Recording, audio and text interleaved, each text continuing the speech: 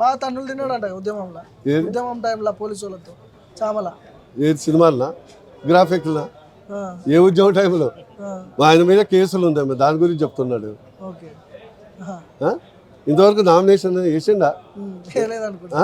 Why why భయం. అందులో ఏమన్నా నిజాలు బయటపడతాయి వాళ్ళు ఓకే. తప్పవు కదా, అన్నీ రాయాలి కదా, అన్నీ రాయాలి కదా, కేసులను రాయాలి కదా. అందుకొరకు నేను అభ్యర్థిని తక్కువ చేసి మాట్లాడదలుచుకోలేదు. నన్ను గెలుకొద్దు. భువనేశ్వర్ గెలికితే మాత్రం చాలా సీరియస్గా ఉంటుంది, మీరు తట్టుకోలేరు. సినిమా ఉంది కదా బాలకృష్ణ సినిమా, ఒకవైపే చూడు ఇంకో వైపు చూడొద్దు. నా సంగతి చాలా మందికి తెలియదు. గెలుకొద్దు, గెలికి కష్టాల్లో పడద్దు.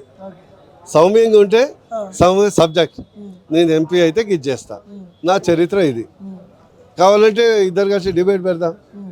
నువ్వేం చేసినావు నేనేం చేస్తావు ఎంతవరకు పరిమితం. నువ్వు లత్కూర్ కామెంట్లు వేస్తా మాత్రం భువనేశ్వర్ గౌడ్ సబ్జెక్ట్ చాలా ఉన్నాడు. ఓన్లీ సంస్కారవంతంగా ఉండాలనే ఒక ఏకైక లక్ష్యంతో ప్రధానమంత్రి గారు కూడా సంస్కారంగా మాట్లాడుతుంది కాబట్టి అన్నీ జీర్ణించుకుంటాం. సబ్జెక్ట్ లేక కాదు, మీకంటే ఎక్కువనే మాట్లాడగలను. నేను చెప్పిన కదా ఇప్పుడే dialogue, Congress party Tata company అయితే నానో కారు, ఏం చెప్పాలి.